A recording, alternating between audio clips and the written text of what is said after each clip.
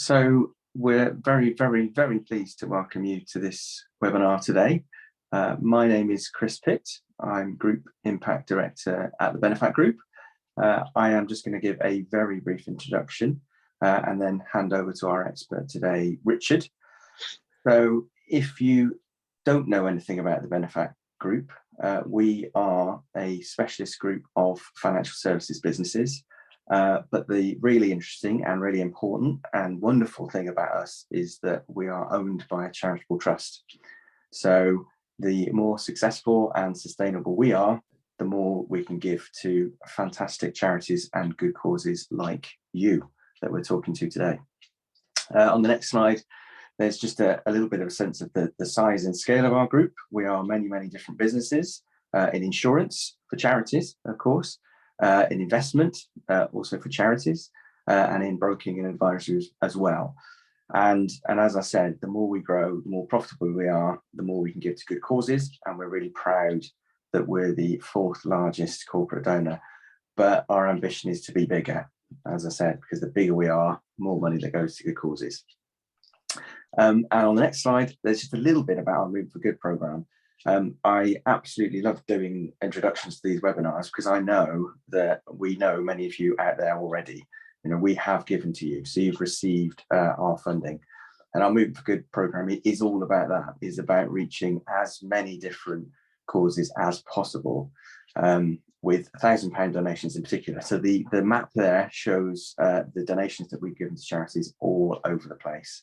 And if you are not on that map yet, it is my mission to make sure you are. So I won't ask you to do it now, but we'll put a link in the chat to moveforgood.com where you can nominate yourself and your supporters can nominate you for £1,000 unrestricted funding, because it's all about reaching as many good causes as possible to make as big a difference as possible. But my final point is just to say that we recognise that you guys need an awful lot of funding. You need more support now than ever, because we understand that you're in a bit of a perfect storm of real pressure on fundraising, which hopefully we can support you with a little bit today. But you're also experiencing a huge demand for your services as well. So we need you now more than ever before. So the Benefat Group is looking to find ways to give you more support, enable you to raise more funding. And that's what this webinar today is all about. So I'll hand over to Richard. One point just to mention on kind of questions and comments. Richard will, I'm sure, answer every question you could ever imagine in his presentation. And you very kindly did submit some in advance, so we'll cover those. But if you do think of any, please do chuck them in the Q&As, ideally not the comments, the Q&As, and then we'll aim to address them throughout or at the end. So without further ado, over to you, Richard. Thank you very much, Chris. I have to say it's an absolute joy to be working with the Benefat Group and with Directory of Social Change. I hope you enjoy today. They are very tough times for all of you involved in raising any money at the moment. But maybe you ought to know what I do and why I'm running this wonderful webinar on a lovely sunny morning, where I hope it's sunny with you. It is with me in Cambridgeshire. But I've spent 45 years in fundraising. I was originally in a marketing agency, but I got really bored and decided to become a fundraiser. And I was with MS, Multiple Sclerosis Society, Non-Ambulance, and then a Charities Aid Foundation. And at Charities Aid Foundation, I did the first ever real research into legacies and got absolutely hooked on the world of legacies. And then 35 years ago, I was offered the chance, amazing chance, of running a company called Smee and Ford. Now, many of you might not have heard of Smee and Ford, but it's read every single will in England, Wales and Scotland for over 150 years. And the government sends, or the High Sheriff's Office in Scotland and England and Wales, all the government departments send every single will to Smee and Ford, and they read through every single will, 1,000 wills a day, to notify every charity of every gift in every will. Now, you have to pay for the service. It's almost on a non-profit basis. But it's a kind of independent audit to make sure you're getting what you should be getting. Smee and Ford is a fascinating company. I recommend you Google them and go and see them, SMEE and FORD. It's a fascinating company. I did sell it about 12 years ago to start my own consultancy. But what have I done over the last 35 years? Well, I'll tell you. Because when I took over Smee and Ford, I had nothing to do. It's a mechanical service. We had 15 people reading wills and notifying charities. And I thought, well, I wonder what it's like to be asked for a legacy. Because actually we're asking people to die, which isn't very nice. So I decided to start meeting donors, volunteers, service users if applicable, and trustees and staff and everybody else, just to see what their attitude towards the world of legacies was. So I've been doing this for a long time now, and I've now met 35,000 charity supporters, and that will range from parishioners in a parish. I'm working with about 3 dioceses at the moment. I might be meeting people in local community groups, people who are got family members experiencing mental health problems. I might be working with university alumni. I might be working in hospice, and I've worked with about 55 hospices. And what I do is I ask them loads of questions, especially donors and volunteers. So I will ask them why they support the charity they do, what communications they like, what they don't like, what they feel is special about the charity, which channels they really would like used, whether it's a website, an electronic one, a digital one, whether it's printed materials.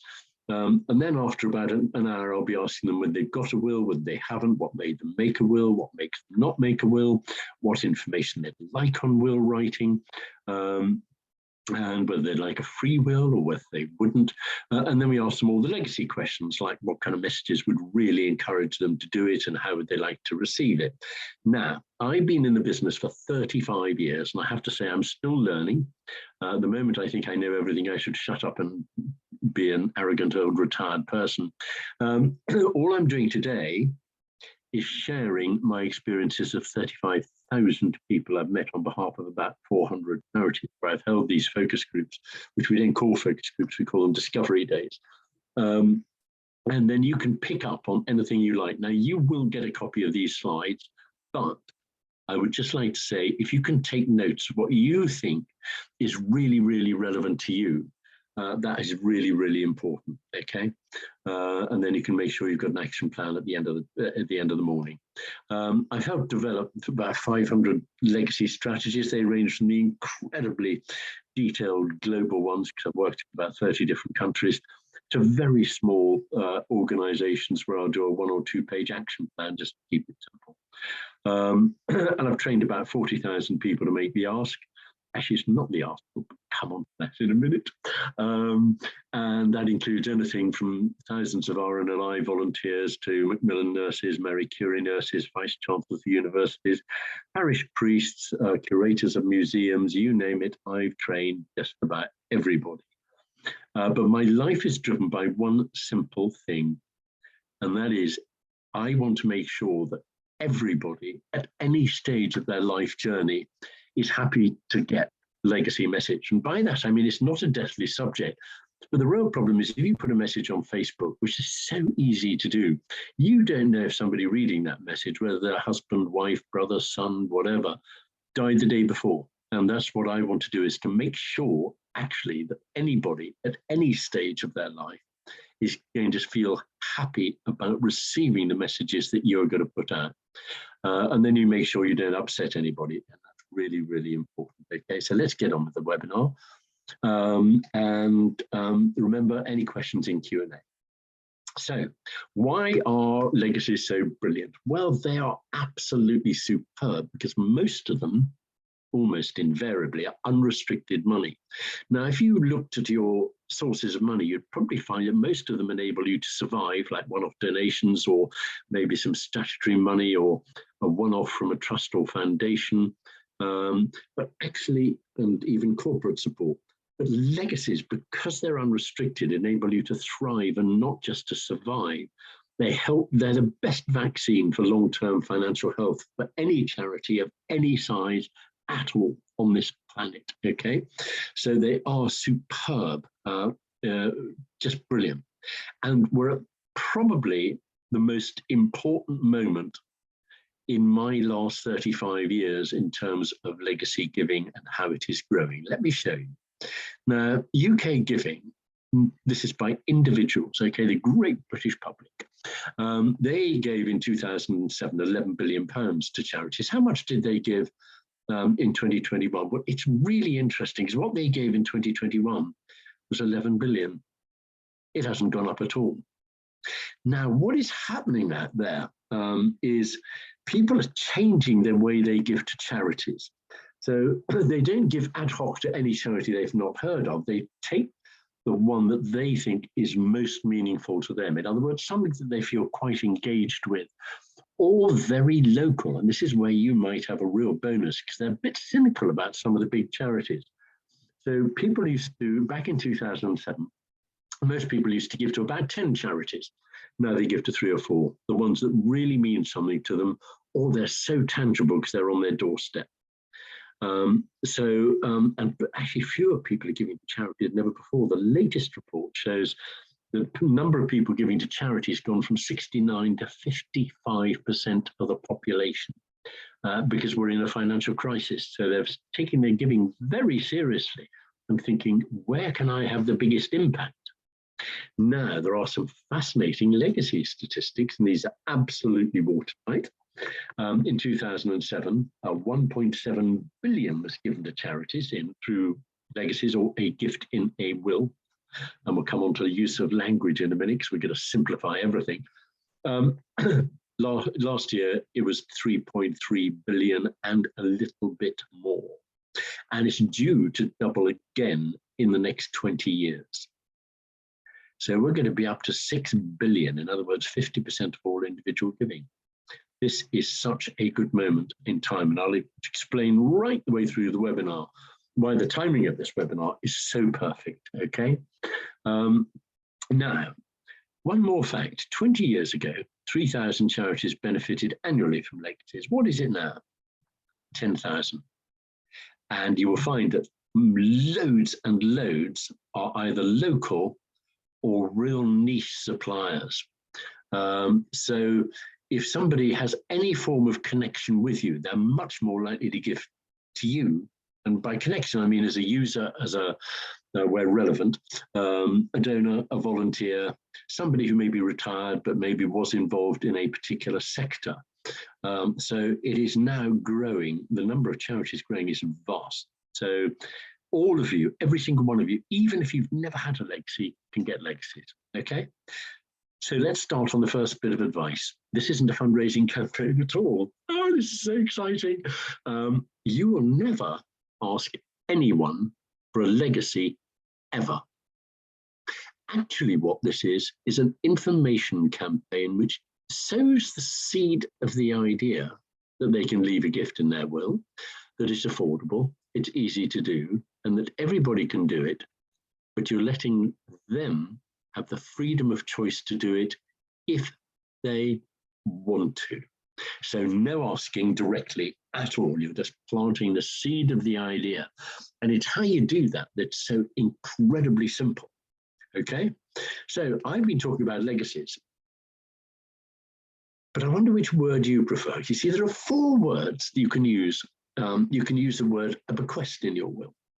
You can use a legacy in your will. You can use a gift in your will, or you can say remembrance in your will. I wonder which you all prefer. Well, I can tell you which you should prefer, because we are going to ban loads of words today, and it's all those horrible legal ones.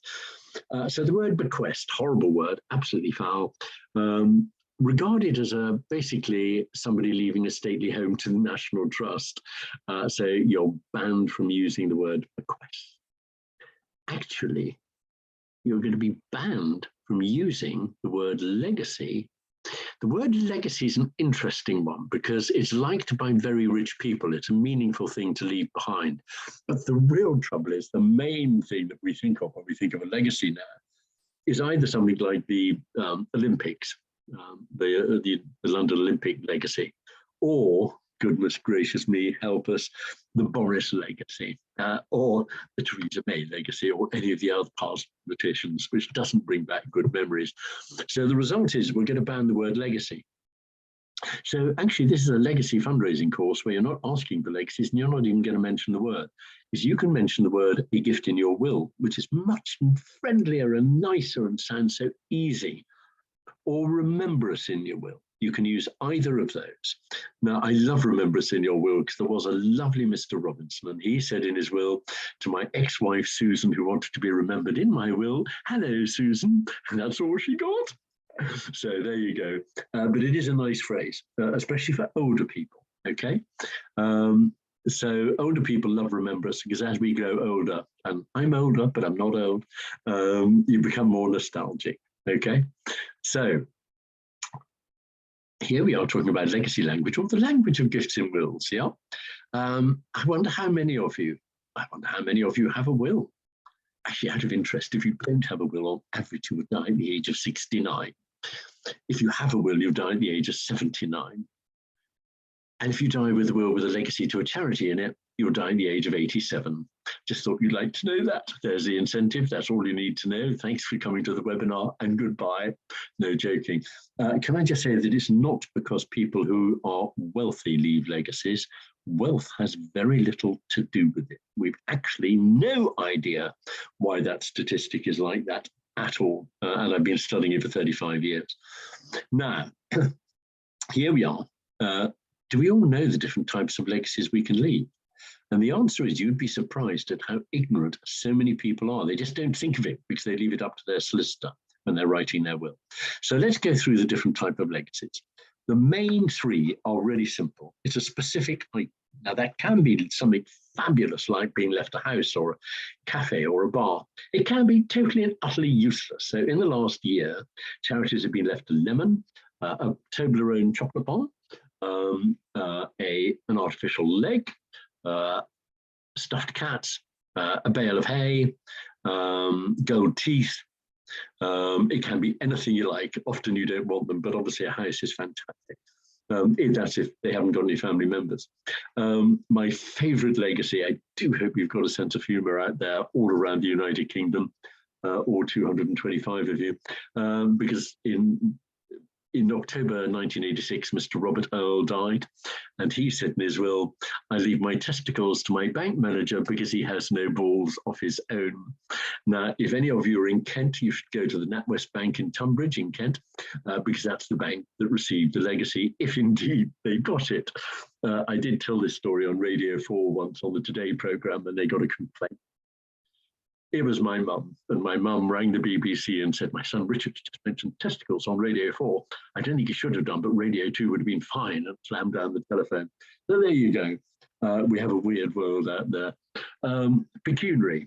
You're banned from using, this is another banned word, so we banned bequest, we banned legacy, and we're going to ban the word pecuniary. It's just from the Latin, pecunios meaning money. So it's a cash sum, any cash sum in a will you like. Now the smallest one in the last few years was received by the British Red Cross, and it was a penny. And a man wrote a letter accompanying his will, and he said, I've left the Red Cross a penny. They don't know how to use their money because I've been sent 16 coasters through the door, and I've left them a penny on purpose, and it'll cost them more to administer than it's worth, and it serves them right. Woo! Vicious. So there you are. Now the biggest one ever, cash sum, was Anita Roddick of the Body Shop. And when she died, she left a £51 million legacy. So you can leave any sum of money in your will you like. Now, the other one, which is actually going to be the focus for the day, and it's much more interesting, is a residuary, which is any share, percentage, or fraction of an estate. Now, I don't actually like the word estate because that again sounds a bit like the National Trust and estate they own. But it's you can just say any share or percentage or fraction of what you're worth. Yep, very simple. And I wouldn't add at death because that's not a very nice word either. So those are the three main ones, all right? So what happens when you die? Let's get this out of the way. So very typically, if you take a granny who has died, she might leave a necklace to a goddaughter, and then let's say £100 or 500, whatever she feels is right, in cash, okay? And those are the ones that leave the will first. And the next, what is left over after paying for the funeral and everything else, is a residue, okay? Now, You can leave any fraction or any percentage or any share to a charity. It's as simple, which is great for supporters with families. So really, really important. Now, legacies are absolutely perfect in the middle of a financial crisis. Why? And boy, are we all in a financial crisis at the moment. We're recovering from COVID and that's coming back. Now we've got the cost of living, horrendous. But actually, legacies are brilliant at the moment. And you ought to be aware that I've spoken to 1,700 donors on the phone or by Zoom since the start of COVID. And all of them are saying, actually, it's a really good time to do it now. So this is a good time, not a bad time. And you're going to meet my family because I've got a family like many of you. But this is going to be a very important lesson. These are the only slides you don't get because they're private. But I wanted to share them with you for a very good reason. So here's my lovely daughter, Lucy. Now, this was taken 8.5 years ago when Lucy was marrying Phil. He's lovely. I took her arm in church, burst into tears because I'm afraid I always cry at happy things. I'm a total wreck when watching Strictly Come Dancing, which was on last night, or was it Saturday? And things like MasterChef. Love cooking and Love Actually as a film. Oh, nightmare for me. I just cry even though I've watched it 23 times. And she got married and it was lovely 8.5 years ago. Now, 7.5 years ago, she rang me up and she said, Dad, you're a grandfather. So here's my lovely grandson, Ben, aged about 6 months, having his first beer, Yorkshire beer. No, he's not. He's really not drinking it. And she said, you're a grandfather. And my heart sank. And my heart sank. I'm 68 years old, all right? Still working very hard. But when he was born 7.5 years ago, when I was 61, grandfather sounded really old. So I looked up in the Urban Dictionary what to call me if you're a trendy grandfather, and it's GP. And you'll have to forgive my language, but GP in the Urban Dictionary stands for grid position, get pissed, and grandpa. So he now calls me GP. He's absolutely divine. Love him to bits. Now, I've got a son, age 37. Hasn't spoken to me for 12 years. Really sad, horrible, nasty. Oh, don't know why. I've sent him money, I've emailed him, I've texted him, I've knocked on his door, no answer. And he doesn't speak to Lucy either, and we have no idea why. We think he's got severe mental and physical health problems, but he won't tell us. Now, I did divorce their mum. That was 22 years ago. Okay, that was not 12 years ago, it was 22 years ago, you know. And then 20 years ago, I met a lovely lady who was head of individual giving at the Royal British Legion. And she said, would you do some work for me? So I said, yes, if you marry me. Well, we did get married, but it took quite a long time to convince her. And she couldn't have kids. And then she did, which gave me a heck of a shock because we now have two lovely daughters, aged 15 and 13. I didn't expect them at all, nor did my wife. And so why am I telling you this story? It's really very simple. I'm actually quite typical. Now, I'm a young baby boomer at 68, but I've got a difficult family, but everybody's got difficult families at the moment, not necessarily for the same reason as me, but actually if your daughter or even granddaughter's been furloughed or out of work, or the partnership's fallen to bits, or I'm planning for dementia care, and would love to get these two into university, but I'll have to pay for them. I'd love to get my children on the property ladder. How much money will I need in retirement and when? That means I give very little, if anything, to charity. Now, I can put a gift in my will, and this is the most important message of the day. So please, all of you, pay attention very carefully. This is what nobody knew they could do 12 years ago. And I've put this message across to 15,000 donors and volunteers. I have put 1% in to my will, but actually for 3 different charities, meaning my family get 97%. Well, actually, they're fine with that. Absolutely fine. But nobody knew they could leave such a small percentage. So out of the 15,000 donors I've spoken to, what we found is that they all write it down. But the even more fascinating thing is but they don't leave 1%. Many of them leave 2.5%, 5%, 10%, 15%, 20%, depending on what is suitable for them. But this message, 1% to your favorite charity, so those closest to you inherit 99%, means that every single person in the country who's an adult, when they make a will, can put you in it because it's affordable. But what they will do is they'll go to their professional will writer, whoever that is, and they say, well, I'd like to leave a legacy to, well, let's just take one of you present here today, Global Truckers UK, if I've got your name right.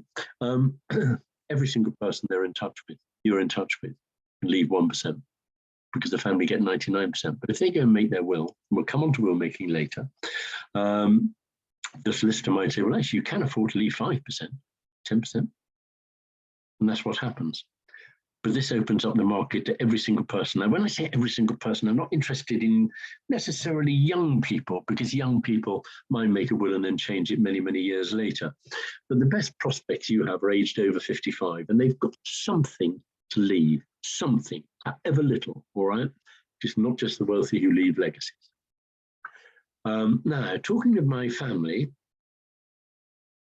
language, it's all about language today. It's all about language. So you can leave a cash sum, you can leave a percentage such as 1% or more, or whatever suits you. But of course, your family comes first. Oops, now, should I use family? Well, for me, you should, because I've got a family. But maybe your best prospects don't have a family at all. Now, that would be very typically, I feel, working with a number of diocesan charities, and I'm meeting parishioners, is that often you will find there's a widow or widower who's left behind and they haven't got children. And actually, family isn't the right word. Which would you prefer to choose? This is where you've got to make a choice and make a note, please. Do you prefer talking about your loved ones, those you care about, or those closest to you? Now, I have to say, I don't really mind which you use, but if you know somebody's got a family, mention, of course, your family comes first, but you could leave us even 1% in your will. But if they don't have a family, then I would probably use those closest to you, because that could be a next door neighbor, it could be a nephew or niece, it could be anybody who you're close to. Simple.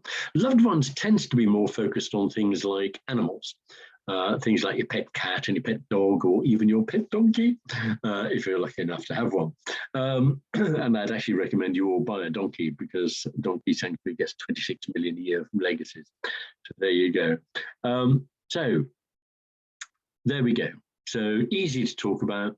Ban the word legacy, ban the word bequest, ban the word pecuniary, ban the word residuary.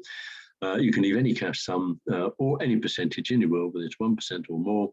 But who's going to do it?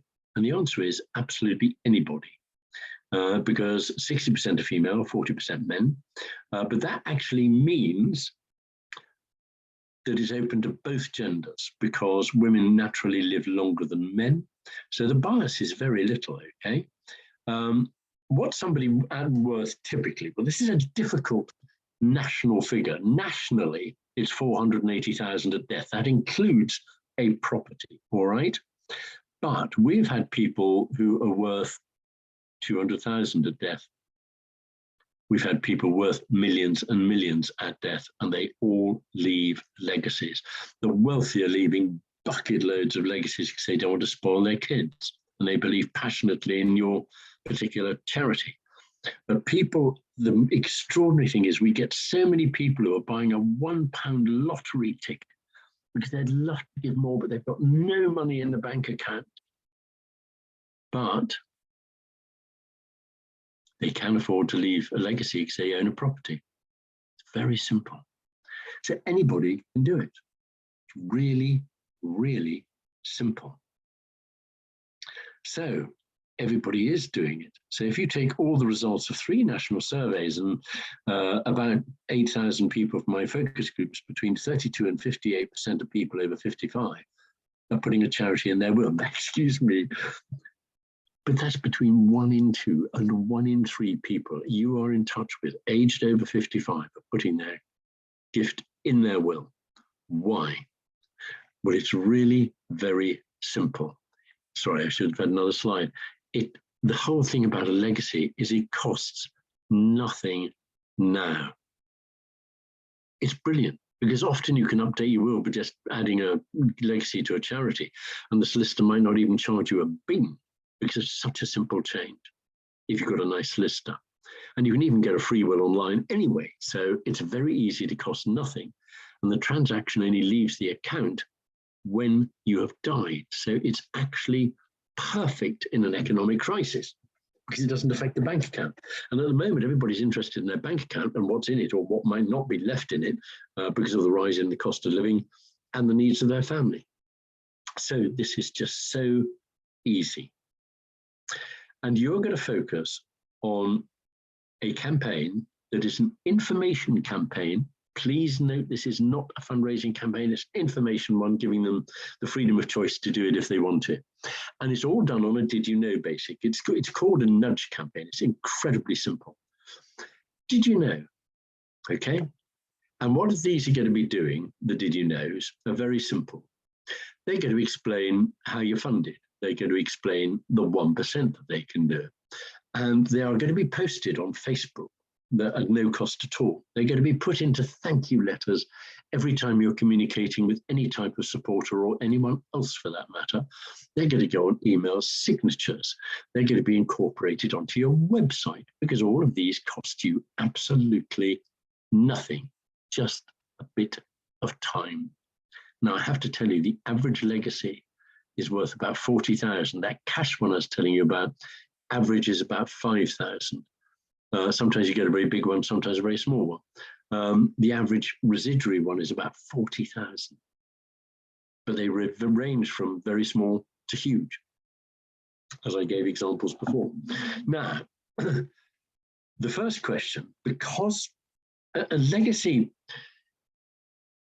isn't a spontaneous donation, it's thought about, because it's an investment in the future. And when anybody is thinking about a gift in their will to a charity like yours, they need to know why you need them. To make that decision, they need to understand how you're funded. Where do you get your money from? So the first did you know you're going to answer is, do they know how you're funded? Because I'm going to give one example, okay, but ignore the percentage, because you might have percentage if you're getting statutory money that is different. But just use that, if you see what I mean from an example. Did you know 70% of our funding is voluntary donations, including gifts and wills, and the rest is from government? You might prefer the other way around and actually say 1 in 3 of our services are funded thanks to voluntary income, including gifts and wills. I prefer the 1 in 3 because nobody really understands or can envisage 70%. So have a look at what percentage your voluntary income is, whether it's from events or donations or regular donations or wherever it is, and say, did you know this is the percentage we get from voluntary income? And it can include a gift in your will, or includes gifts and wills, because that is really important. You might want to say it in another way. Without voluntary income, we wouldn't be able to help 1 in 3 patients, those in need, those we support. And that can include a gift and a will. Or run a series of did you know articles and posters, because all of those, the ones I've given you, can all go in emails and thank you letters and on your website. It's to explain your sources of funding. All right. Now, remember, please, that trusts and foundation and companies, especially one wonderful one like Benefact, which is a charitable trust, all of these are grants. Now, grants are voluntary income. So the only thing that doesn't necessarily always stack up as voluntary income is statutory money. So you might want to split between statutory money and not. Now, if in fact all your money comes from voluntary income of one sort or another, say so. Every single one of our services relies entirely on voluntary income, which we get through grants, donations, and gifts and wills. Really simple. Okay, so it doesn't matter where your money comes from, you need to explain where you do get it from. So, but there are loads of other did you know questions, okay? So, did you know we were founded in whatever year? Imagine what you could achieve in the next 3 years with a gift in your will. Now, I want you to think seriously about whether you're about to go through or have recently been through an anniversary in your charity. Why is this important? It's really important because what this is a gift for future generations, okay? You're not benefiting people immediately by a gift in your will. It's for future generations. A generation, excuse me, I've got hiccups now. A generation is 30 years. 30 years, okay? So I want you to think, I wonder if the really interesting anniversary of any particular new service or the foundation of our charity was 30 years ago. Because you can say, did you know we were founded 30 years ago? Imagine what you could achieve in the next 30 years for future generations needing our services through a gift in your will. Really, this is really important, because as we grow older, we grow nostalgic. So that little reminder of a milestone in the history of your charity, not necessarily when you were founded, but maybe started a new service, is incredibly important. And then you can project it forward by saying, just imagine what you could achieve in the next 30 years. Did you know you can leave our charity even 1% in your will, which means those closest to you inherit the remaining 99%? Where can you put that? Because you can put it on anything. You can put it anywhere. You just incorporate it. It's an integrated message. All of these are integrated messages at events, talks, emails, thank you letters, every printed communication you have. If you think you're in an area where people might experience inheritance tax, now I'm not going to go into detail in inheritance tax. You don't have to, and you can't if you're not legally qualified. Actually, you can't give the wording for a will either, because that is giving legal advice, which is against the code of practice. But if you think that most of those in your area are worth more than 325,000 at death, then they might have to pay inheritance tax. It's actually really easy to ignore. But a very simple did you know, and this is the only thing you can really mention on inheritance tax, and this is so simple, is did you know you might save £400 inheritance tax for every gift you leave us, for every 1,000 you leave us in your will? Now that is deeply attractive, especially in the times of economic crisis. But you must then say, please take professional advice, because it's complicated tax. So we've got loads of did you knows already, but there are even more. Did you know the only information your advisor needs to include our charity in your will is our name and number? Now, this is probably the second most important statement in the whole of this webinar. You might think it's incredibly complicated. You might think that making a will is really difficult, but actually it isn't. Now, if you haven't made a will, and I don't know how many of you will, but now if you know you're going to live 10 years longer, you might go and do it. The whole point is, there's no point in analysing and preparing a whole detailed spreadsheet on what you own. It is utterly pointless. And the reason for that is very simple. You might not own any of those things by the time you die. So actually, the only decision you've got to make is who you want to leave in a percentage, because in a percentage, everybody gets something. That's what's so good about 1%. So you might say, well, everything goes to my wife or partner, or if I die first, and vice versa if they die first, and then everything split equally between the children. And that's a very normal will. But you can then add, we'd like 1% to go to our favourite charity and 99% to our children. That would be a very typical bog standard family will.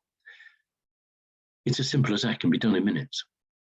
So let's pretend you've got loads of people out there aged over 55 who've got something to leave behind. What information are they as needed by their will writer? And the answer is the only information is your registered charity name and number. Now that brings me on to something else really important. Do people think of you as a charity? See, the funny thing is, I'm often I was in a parish church in Hertfordshire about 3 months ago. And the reason people hadn't put the parish in their will was because they hadn't thought of it as a charity. They just thought of it as their parish church. I've been in museums and galleries, all the arts world, and they say, well, I put a charity in my will, but I haven't put this in my will because I didn't think of it as a charity. The same if you're offering a service, like I've worked with a lot of mental health charities and learning difficulty charities. And the users of those services were saying, well, actually, I'd like to, but I didn't think of you as a charity because you're just giving me a service, or a family member a service. And I thought of you as a service provider, not as a charity. And you put a charity in your will rather than anything else. So that is why we say, did you know the only information your advisor needs to include a charity, to remember our charity in your will, is our registered charity name and number. So that has to have high awareness in your campaign, because you just say what it is then. And the only decision you've got to make is the size of gift, which could be an affordable sum of money or even 1%. Just imagine how many simple nudges you can make, because a nudge is what it's all about. It's just suggesting it. And it's just so clever and simple and cash-free. It's just brilliant.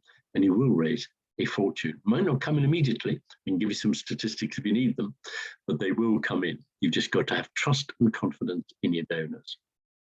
Now, what I'm also going to do, apart from the Did You Know campaign, is give you a load of other things that you can integrate into loads of communications, and especially talks at events if you're ever, or if you're meeting anybody, or on Facebook, posts on Facebook. They can go anywhere. Now, just to make sure you're still awake, I've done some that are really awful, just that you think, but I've done some that are quite fun, that might make you laugh, because it is a joyful way of giving. It's not deathly. In fact, we say it's life-driven, death-activated. In fact, I've got an idea slide of that's coming up in a minute. But there are loads of phrases you can put in every communication. It's your call. Make a note of the ones you really like, okay? Some are better spoken, some are better written, some are, so it's up to you. What do you think of the following? If the time is ever right for you to remember a charity in your will, please remember our charity. That is so important if people don't think of you as a charity. Or is it better to say, when the time is right for you to remember a charity in your will, please remember our charity? That is entirely your choice. Just don't ever say if or when the time is right, because that just confuses people. So if the time is ever right for you to remember a charity in your will, please remember our charity. That can go as a PS and a thank you letter. It can go on numerous pages on your website. It can be sent at any event you like, okay? Because you're saying when or if gives them the choice, okay? But don't say both those words. Sorry, that was badly described. Size and statistic. There are lots of other things you can also say by integrating these into communications. Let's have a look. Legacies sound big, but they need not be. £50 is welcome and says 5 million, even though we prefer big ones. Can you say that? No, you can't. Or can you? See, the funny thing is, if you're in a fundraising environment, and you're talking at an event, you actually can, because people will laugh, because you can say, you know, we've got to raise 100,000 or 1 million, whatever it might be this year.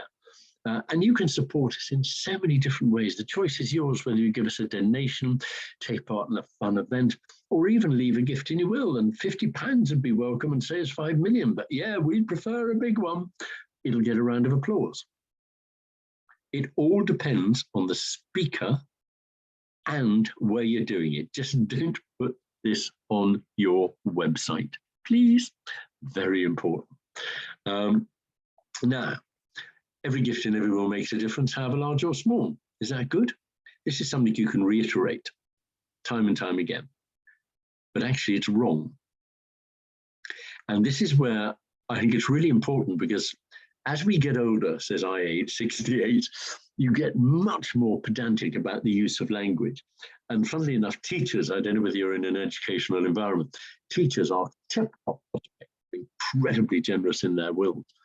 But you'll get a kind of red pen cross saying, no, that's the wrong way around, because actually what you should be saying is every gift in every will, however large or small, makes a difference.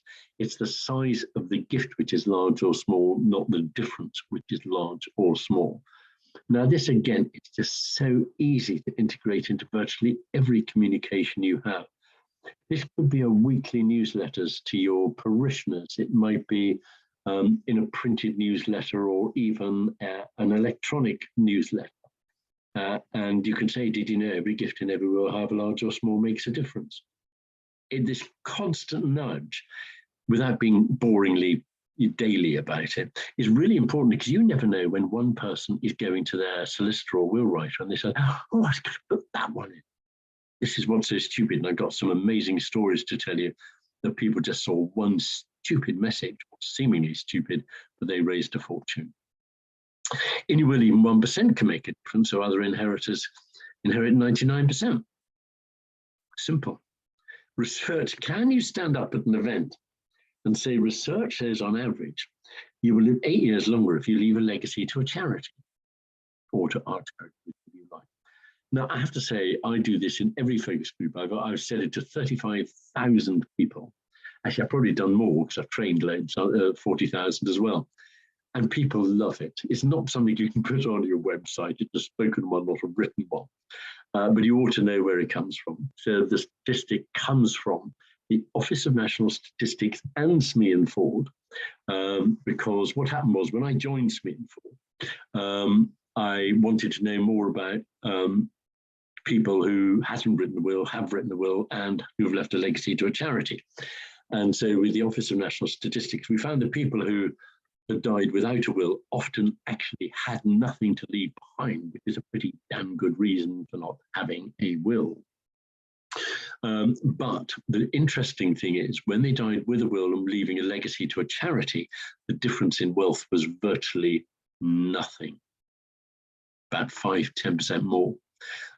So that's the reason we don't know why, but it does come jointly from the Office of National Statistics and SME and Ford. And to be honest, it's a wonderful thing to say at an event. You might say generally to the charity rather than your charity, especially if you've never received any.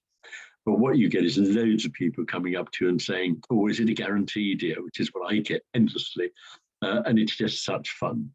And it's very positive and upbeat, which of course is what legacy giving should be. So final one, which I haven't dared put up, is as follows. I don't know how you like it. Let's say you're at an event. It's another event one. It's a spoken one rather than a written one. I don't know how you like to support charities, but I do know you've really enjoyed taking part in this event. I can tell you, you've raised X hundred or thousand. Absolutely brilliant. Thank you so much. But there are other ways you can support us, like buying a lottery ticket, shopping in our shops or online, and even a gift in your will, which we call pay as you go. Do you like it? I love it. Now, I have to say that older people don't like it because they don't quite understand it. But younger people, if you've got engagement with younger people, and I'm talking maybe 30s, 40s, they usually think it's very funny, but I didn't dare put it up on the screen, which is a bit controversial. But I love pay as you go, and it's been tested and people laugh out loud. But some people, if they're older, do grimace and think, well, that was rather tasteless. So we've got to be careful, okay? And what I would do with all of these, we've got all the did you knows, plus every gift in every will, however large or small, makes a difference. And also, when the time is right for you to remember a charity, and you will, please remember our charity. When you've got all of these ready, what I would do is test them. Because you should be testing them with some donors you know personally, and just write them down on a sheet of A4 paper and saying, we're thinking of putting this one on our website, this one in a thank you letter, this one on an email signature. What do you think? Okay, it's really important to test, just so you've got evidence that people like what you think you like. Now, they can go everywhere. You can put them at a pull-up at events, PS and thank you letters. I'm going to go on and on about this. They can either, did you know funding message, yeah, should be in every welcome pack. So if you're dealing even with very sensitive environment like bereavement counsellors, where they're dealing with a life that has recently been lost of a person close to you, you can still say, did you know this is where we get our funding from? Every single part of our funding is from voluntary income, and that can include a gift in your will. Or you might say, well, the government only give us 30%, but the rest is from voluntary income from supporters who take part in events and leave gifts in their wills. Up to you. It's entirely up to you. I'm not going to force anything on you at all. But remember, every time you put one of these in, you might raise thousands, tens of thousands, or even hundreds of thousands. So, A legacy is different. You've got all the simple stuff there, but there's a lot more to tell you. A legacy is a logical decision. Well, a will is a logical decision. Oh, God, I must get a will. I must go and do it because I've been meaning to, and everything else. So, and then the legacy is a heart-led one, okay? So when do people make a will? Well, here we go. 50% of 50-year-olds have a will, 80% of 80-year-olds have a will, and 65% of them are often out of date because we don't always go to our solicitors on while we're working. So it's very easy just to not keep it up to date because your family circumstances have changed. Now, when do we make a will? Typically 38, and that's usually after you've had your first child and you're appointing a guardian in your will. Or if you buy a property with a partner, and the solicitor, when you're arranging a mortgage, will say, well, you know, you're not married, or even if you are married, you really ought to have a will. Because even if you're married with 2 kids, your 2 kids your wife won't necessarily automatically inherit something if you've got everything, if your 2 children are over 18. So everybody needs a will. Second time a will, 68.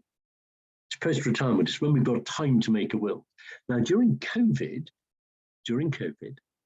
will writing has gone up 40%. 40% with a solicitor. It's gone up over 200% online, okay? But be very careful who you use if you're going to use an online service. There are 3 good ones. Bequeathed, I think, is really good because Bequeathed offers an online will and a solicitor conversation will. But there's also Make a Will Online and Fair Will, F-A-R-E. They're both, those 3 comply with all regulations as set out in the Code of Practice and the Charity Commission, okay? And then the final will is at the age of 80, often when you lose your other half. That's the sad will. Where is the charity will? It's the retirement one.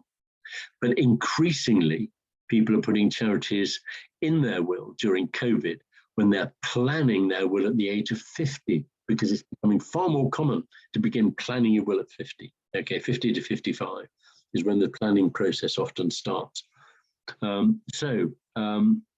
Should you be offering a free will? And I can't remember my next slide. The answer is, this is incredibly complicated. I would probably begin talking about the benefits of legacies first and then think about a free will. If you think that your beneficiaries are in need of making a will to make sure they safeguard the future of their families, then yes, you should be offering support.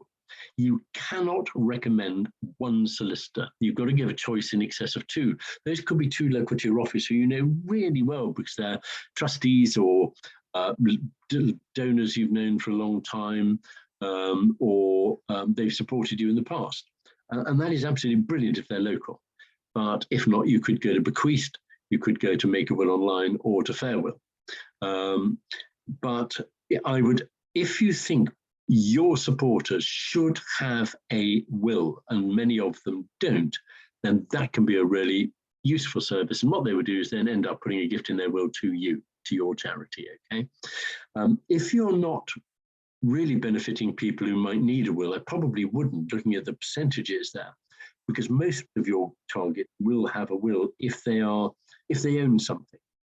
But the choice is yours. I can't advise you in 5 minutes for every single one of you here today, I'm afraid, but it's one of those things that's rather more niche sensitive. But what we want to do is give everybody the freedom of choice to do whatever they want in terms of will making and anything they want in terms of what they leave behind to your charity, okay? So let's get on with some other messaging. The only thing I would ask you to do is, if possible, is to do a legacy vision, okay? A legacy vision is the answer to the question, what difference is my legacy going to make to your charity? It's a 30-year vision, not a 5-year vision. It's a 30-year vision. This is for future generations. Most legacies are left for due to a personal experience. So there might be a connection to the charity. Some are thank you and some are please. So a please legacy would typically be to Cancer Research UK, and a thank you legacy would be to Macmillan, okay? And then they might go and discuss it with their family. Now, everybody's saying, well, I don't know what the impact of my legacy is. So you've got to tell them to make sure they think, wow, that's the difference I can make. Awesome, brilliant. So you need a vision. So I'm going to give you the easiest one of the lot, and that is the one for Cancer Research. But you can do any one you like. Here's the content. You can have long ones, short ones. It might look at the past and then go into the future. And it has a, well, yeah, I'm going to come on to that in a minute. So let me give you a kind of 5-minute version, which I hope you'll be able to envisage changing to be suitable for your charity. But this is what you're up against. It's why Cancer Research UK got 182 million from legacies last year. Here we go. So you're attending an event for a cancer research charity. I won't say Cancer Research UK, for a cancer research charity. You're attending an event or reading their website, okay? And what I would say, so this involves one big vision and 3 mini visions. But I'd probably start by saying thank you. Thank you for the incredible difference you've already made to the world of cancer. It is incredible to think what you've done for children with childhood cancer.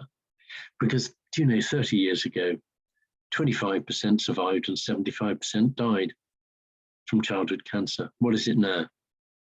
Do you know what's happening now, thanks to the support you've already given us? 3 out of 4 children are surviving. But we yearn to make sure every child survives childhood cancer. And let's look at women with breast cancer and the discovery of the drug tamoxifen, which you funded. Do you know how many lives you've saved every year? 20,000 lives, just in the United Kingdom. But of course, we want everyone to survive breast cancer.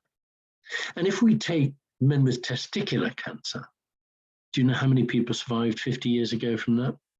5%. Hardly anybody at all. What is it now? 95%.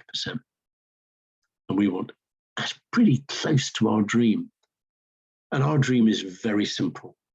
Whether it's childhood leukemia, whether it's breast cancer, testicular cancer, our dream is for everyone to survive cancer. And we aim to do that within 2 generations of your family. That is your grandchildren, if you're lucky enough to have them. And one way of making that dream come true is through a gift in your will. Even 1%, say your family or those closest to you inherit 99%. An affordable cash sum, whatever you consider it to be, you can help make it happen. And the only information you need is our registered charity name and number, and you can contact your solicitor, give them those details, and it's done in minutes. So here's our registered charity name and number. Done. Simple as that.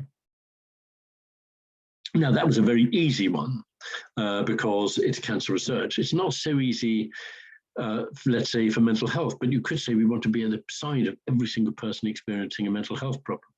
We are ambitious to get as many people off the streets as possible in the city of X.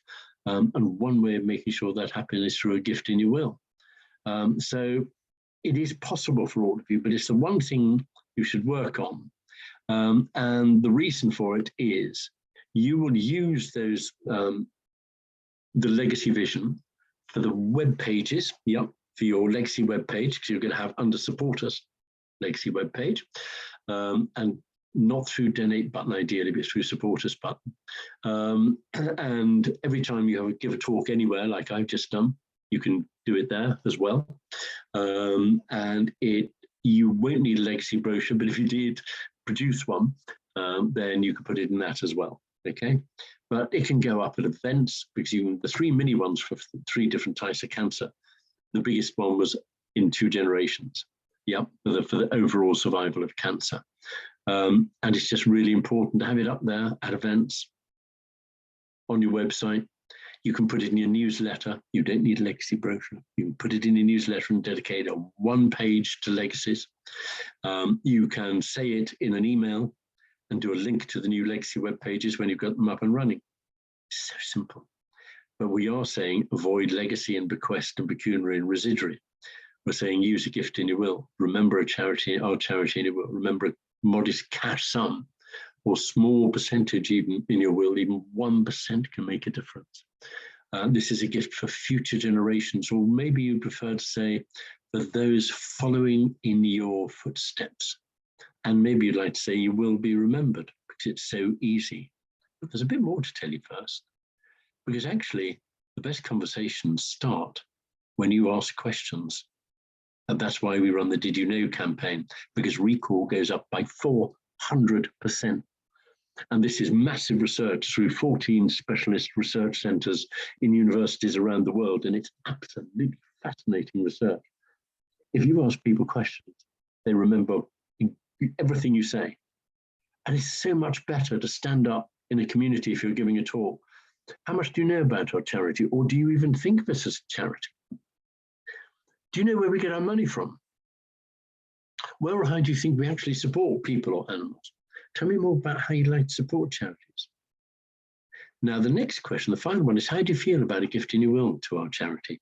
The whole focus here, you will notice, is on open questions. How much do you know about our charity? The first one. The last one, how do you feel about a gift in your will to our charity?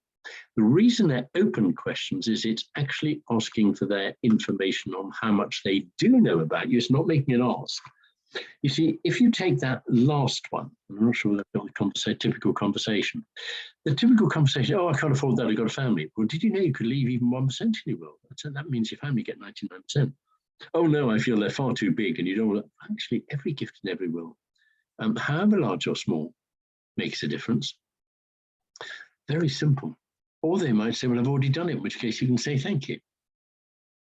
But you need to know where they are in their knowledge of your charity, because most of them probably won't know where you get your money from in the first place.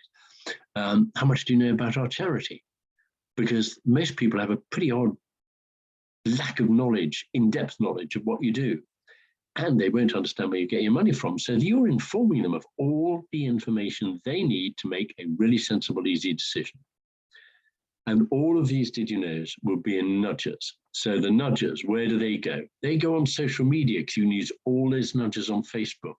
I probably wouldn't use any other social media channel apart from Facebook. You can do it on Instagram, but it's much more visual. You can do it on YouTube if you're active on YouTube. You can do it in every newsletter you have. Yeah, every newsletter, whether printed or electronic. They can certainly go in bookmarks. Now, bookmarks, folks, are the only thing I will ask you to invest in, and I can give you some examples at the end. Bookmarks are loved, but they're kept. They're kept, they're not thrown away. Facebook, you do a post and people forget it maybe a few days later. Newsletters, well, if it's printed, they might keep it, but if it's electronic, they won't. Bookmarks, everybody keeps a bookmark. And the funny thing is, more bookshops have opened in the last year than they have in the last 10 years. And people are reading books now because they don't want to spend their evenings on screen when they're going or in bed reading. It's a very simple message. Hope this is your last chapter. No, it's not. Please don't put that in. Please don't. It's a very simple message. On one side of the bookmark, did you know you could leave us even 1% in your will, so those closest to you inherit 99%? And your registered charity name and number. Now, on the other side, I put a really fascinating, did you know we've been around for 30 years? And this is what we've achieved. Or do you know how many people we support every year, or how many animals we support? Because actually you're informing them of how good you are. Okay, I'll show you some bookmark. You'll be integrating all those did you knows and the other phrases like if the time or if the time is ever right for you to remember a charity, you know, please remember ours. Into PSs, thank you letters. How many times do I say this? Because it's so important. And these open the brain to the possibility of leaving a gift in your will. But because they're all nudges, you never know how many people are reading them and on their way to their solicitor to make their will, and they put you in instead of one that they not, because they'd never even thought of you before. It's incredible what happens out there. So here's a bookmark. This I love. This is from Pilgrim's Hospices in Thanet, 2 hospices. And everybody was saying, God, it costs a lot of money to run your hospice. Why is that? And they said, well, actually, you know, we just have to spend so much on patients. And so I went round the hospice with the fundraiser to find out what they did do. And the fundraiser then gathered all the information over the ensuing months. And they found that they used 6,300 kilometers of loo roll every year. If they use that much loo roll, how much does it cost? So they use enough loo roll to get from Thanet in Kent to New York. And people look at it and they think, oh, that's just brilliant. And of course, they're forced to read it because there's a picture of a loo roll. And did you know? So they have to read it. And on the reverse side, did you know you could leave even 1% in your will so your family or those closest to you inherit 99%. This is so simple. This is the British Beekeepers Association. Bee your honey and leave us some money. These are such simple actions. And bookmarks, if you are involved, I mean, in church, you can just put them in any hymn books or any other books you take with you to church. If you ever have a location where there are books, just put them in every single book because they're a simple nudge. They're just absolutely brilliant. And remember, the only thing they need is your registered charity name and number. Now, I've come to an end. It's really very simple because this is the simplest of all campaigns. And I will reiterate, if you were to invest in just one item, it would be a bookmark. Now you can get about 10,000 bookmarks for about 500 quid. How many do you need? Because what I would suggest is that every bookmark is given, I should have put this on a slide, should be given to volunteers. If you've got volunteers, just think how many bookmarks they can put out. So we, with quite a small niche market cancer charity, eventually got 72 volunteers distributing bookmarks. That was 10 years ago. How many have they distributed? Between them, 40,000 bookmarks. Their legacy income has tripled. Now, if you've got a volunteer you really hate, ask them for a legacy because they resign immediately. But otherwise, every single person who's a stakeholder, everybody who is in touch with you is a legacy prospect. If you want to do a legacy and just distribute those bookmarks at every event, in every doctor's surgery, in every village hall, in every village newsletter, in dental surgeries, if you're an animal charity, put them in veterinary surgeries, because they should be absolutely soaked up by your local community. And everybody will look at them more than once. So bookmarks are incredibly important. I wouldn't invest probably in anything else. What I would do is get legacy web pages set up on your website. Because on your website, you should be having a tab saying support us, which is much better than donate. And support us, you can help us by volunteering, taking part in an event, giving a donation, even a gift in your will. Yeah. And then when you get to a gift in your will, what I would have is your vision. Or you can say, very simply, we yearn to be here for future generations needing our services. And one way of making this happen is through a gift in a will, however large or small. It could be just a small percentage, such as 1% or whatever suits you, or it could be an affordable sum of money. And the only information you need is our registered charity name and number. Now, there is one luxury item I would put on your website if you have the capability of doing it, and that is a very short, less than 2-minute legacy video. Okay, because what it'd be really nice is to show that they're needed. Now, actually, the person who should be saying this is somebody who looks nice, normal, friendly, upbeat. It doesn't matter if they're a trustee or board member, whether it's the local parish priest if you're a church, but most parish priests won't take part in this kind of campaign, whether it's a service provider. Always one of the best storytellers is a service provider who's supplying all the solutions everybody wants. And that video could say, look, I've worked here for 12 years. It's the most brilliant charity, and it's thanks to all our donors who support us that we can do as much as we can. But please remember, there are other ways of supporting us, such as a gift in your will. Please look at the details below, because you can help us be here for all future generations or those following in your footsteps. Either phrase will do. But you know, you don't need to do much. You just need to maintain it without annoying people. So the Facebook post can be, every fortnight or every month, just saying, did you know you could leave us even 1% in your will? So that those closest to inherit 99%. Okay, this is the simplest campaign in the history of legacy campaigns. This is what's changed beyond belief. Now, if there was one other thing, what should you do? Well, I didn't want to put this in the slides because it can be not misinterpreted, but I do think if you are working in the world where there are quite vulnerable people because they have mental health issues, they have learning difficulties, they have unstable families, but you think they have something to leave behind, the only other voice I would add to this very simple campaign is a solicitor. You are not allowed to give legal advice yourself as a charity, as I've said before. But what can be really useful on your website, and probably only on your website, is the following, and that is frequently asked questions about wills.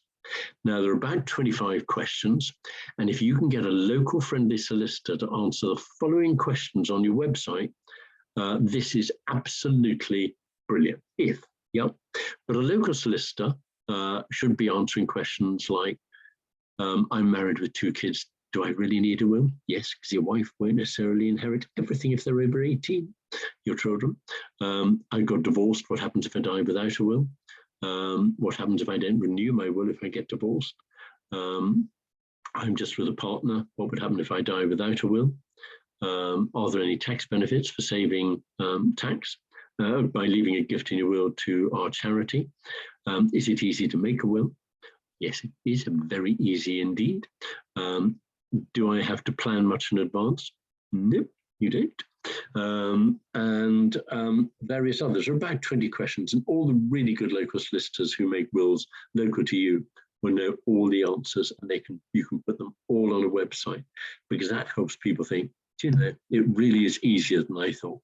Okay, so if you think that information on will writing would be useful, only put it on your website. Frequently asked questions. You could cheat and have a look at some of the other frequently asked questions on some of the other charities' website.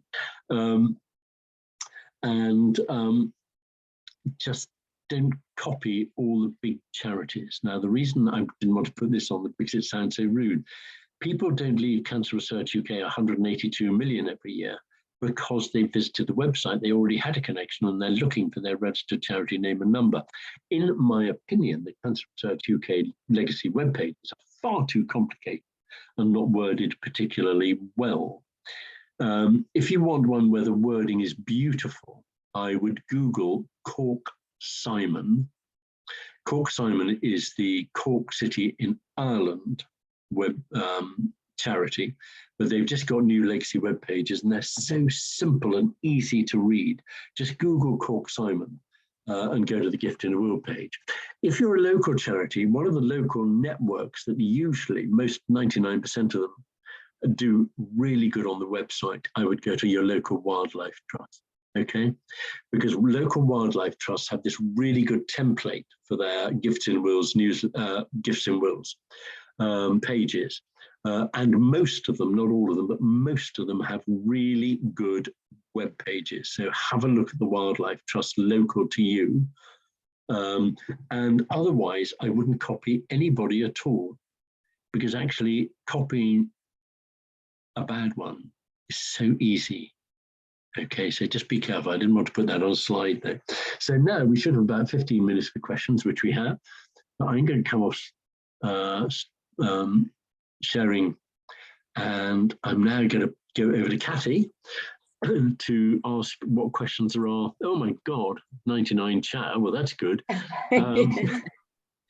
Well, there's lots of questions. I guarantee I'm not going to get through them all, Richard, but thank you. You've answered lots of them anyway. Things around promotion, good. Lots of stuff around that. There are a few things around small charities. Something I just want you to clarify for people: non-registered organisations, if they don't have a registered charity number, which PCCs and so on will not have. Are there alternatives, or is it look, this is too difficult? Legacy no, you fundraising. just use the word organisation.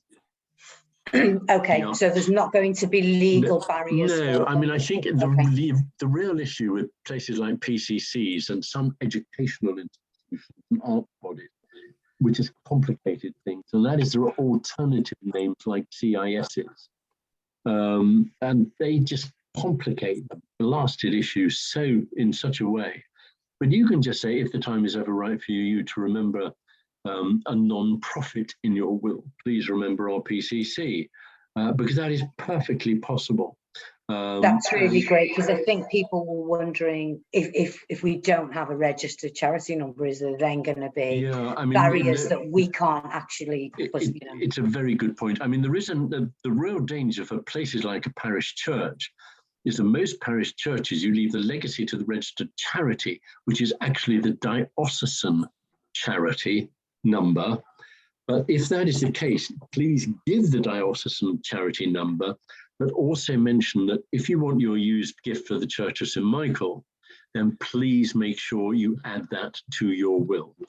Yeah. Okay. So that's really important. Thanks very much. This is a practical one that did make me smile, because I work with our research team who are always editing all my grammar and everything. Is it always a capital W for wills? Yes, whenever you're writing it? Okay, is. That's very because simply otherwise answered. your will make a difference actually comes a bit odd. So we always do, and it's funny because no older person objects to an initial cap W when you're talking about the proper noun of the will versus the verb. So no, capital W, very good one. Yeah, and I was trying to do it through the chat. I think possibly the Charity Commission, pointing somebody in the direction to understand what is voluntary income and what isn't. So things like membership subscriptions, do they class as voluntary income? Because I mean, membership subscriptions is a really good example. So when I'm working with a wildlife trust, and I've worked with about, I think it's now over 30 wildlife trusts, the assumption is that membership pays far more than it actually does. So I would separate out membership, because what I would say is, did you know that only 19% of our income is from membership and the rest is from grants, donations and gifts and wills? Yeah, because actually what happens is, if a typical membership body I'm working with, I've worked with huge ones like the Royal Horticultural Society and National Trust for Scotland and various others, they assume it's 90%, and the average for a membership charity is 19%. So they need to know that their membership only contributes 19% compared to what their expectation was, which was 90. And that's really important to get across. So membership slightly different, Kathy. Good question. Okay, thank you very much. You were talking about, I loved the be a honey and give us your money and the bookmarks and all those kinds of things. Somebody was asking during that conversation, something like 2/3 of our income is from legacies. Is that a good lead? You know, the way we used to say, everyone's dying of cancer, give us some money. And now we go, we're saving people from cancer, give us some money. Yeah, I mean, two-thirds is all right. I think I'd often prefer to say that 2 out of 3 people we support, that support comes from gifts and is possible thanks to gifts and wills. I'd make it link it to the beneficiary. Yeah, and I think 1 in 2 out of 3 is more tangible than 2/3. I mean, there's I could get totally carried away by the research of a guy called Paul Slovich, who's director of the Decision Research Center in Oregon, and he researched the uses of statistics. And the way we express statistics is very important, but people do remember 1 out of 3, 2 out of 3. They don't always remember 2/3 or 30%. Yeah, it's true. It makes sense. Thank you very much. Couple of questions again. I think around small charities. Somebody that's got sort of 0 individual givers. How do you how much of a barrier is that in them investing their time into legacy marketing? We rely entirely on support from trusts, foundations and companies and government. But one way we could really grow our services is through more individual support, such as donations and gifts and wills. Oh, Anna Bajorek, I hope you're still here. That's a great answer to your question. Yeah, thanks for that question. Yeah, a couple more, I think, straightforward. this might not be straightforward. This is an organisational one. You'll go, it depends on the organisation. Legacies are often considered by trustees as reserves for that rainy day. Where are the lines of responsibility around spending that money, getting it out there? And it's not a difficult one. I think it depends on the policies established by the trustees. I mean, the wonderful thing is they do build reserves. But I would like, you see, what you can say is, let's say that you get the old legacy, but they're all put into reserves. That means that there is no impact, which actually can seem rather boring when you're doing your vision to work out, well, what impact is it going to make? So what I would do under those circumstances is a gift in a will that we receive today of £1,000 typically pays for supporting 5 people for a day or whatever service it might be. So if you have a donation, what we call a donation shopping lift, a list that £10 pays for a physiotherapy session, I would just turn that into a bigger one for legacies so that people can understand that a legacy, if received now, would typically support X number of people or animals or the number of services over a number of given days. Okay. Yeah. Yeah, great. Thank you very much. Sorry if I look distracted. I'm reading the 20 questions that have just come in on the back of some of your answers. So we're definitely not going to get through all this. Let me pull out a couple of them. Just going back to the charity register number, if our charity becomes a CIO, we'll change the number. Will Legacy still reach us? Are there any? That's fine. Yes, they will. Yeah, that's fine. Yeah. Is it worth joining services like SME and Ford? Small charity? I think the only answer I would give, I'd have a look at their website. My reason, if your charity has changed its name in the last 10 years, I would definitely register with SME and Ford in case a legacy has been left to you in the old name and the solicitor can't track that name because it might revert back to the family. Yeah. If your charity has a similar name to many other charities, then I would probably register. If you're a parish church, I'd probably make sure the diocese registers rather than the church. Yeah. Because the diocese can subsume the cost, which is minimal, actually. It's about 60 quid. But if you are a very similar name, for instance, there are 3 hospices called St. Luke's. I would register to make sure the right one is getting the right legacy. So, yeah, I mean, it's only if there's a great similarity. Yeah. Okay, that's great. Thanks. So, Emma Dring, hopefully that answers your question as well about researching the people who are leaving your legacies and so on. You'll be able to find it through there.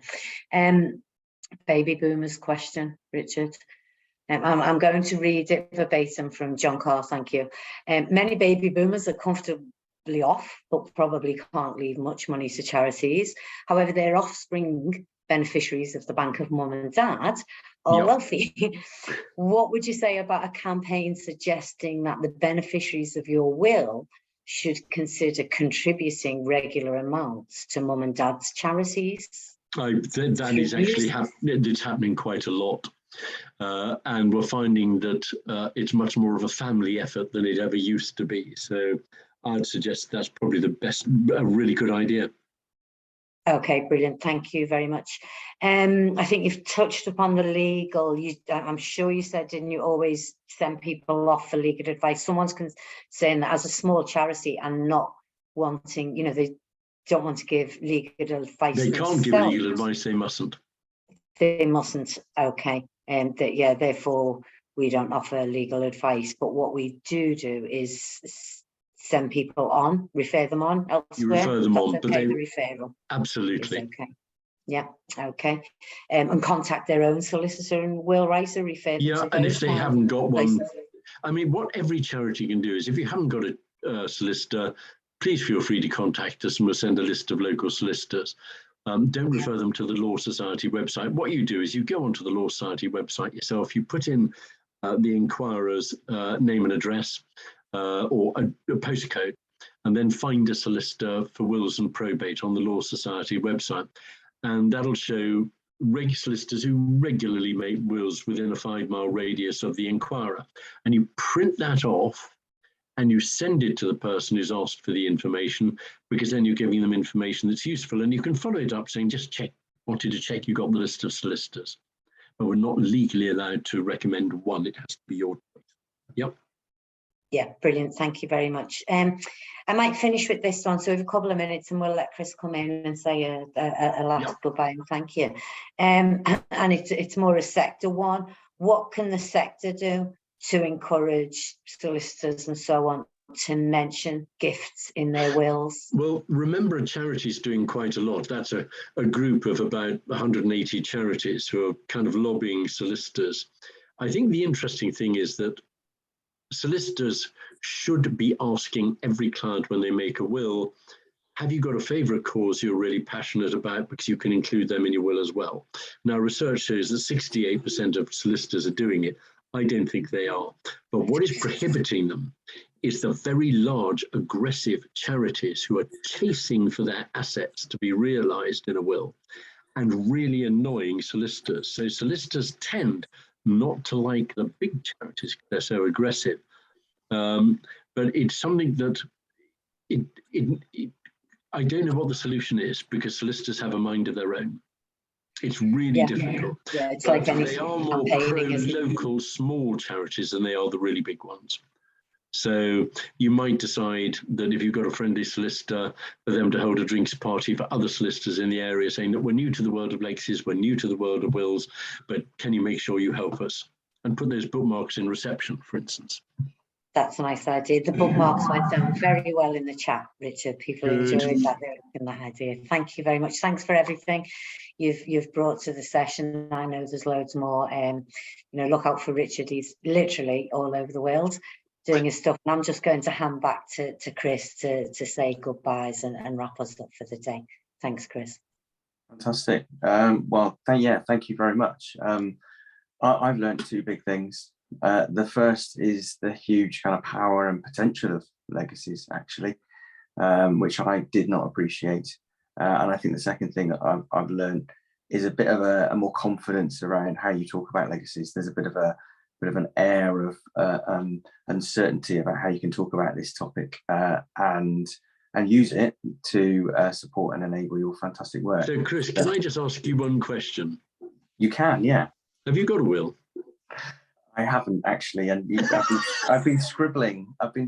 So I'm one of those people that 1% may well make a difference. So yeah, I've learned something, and I'm going to get something done after this webinar today. When you've done it, will you tell everybody that you've made your will?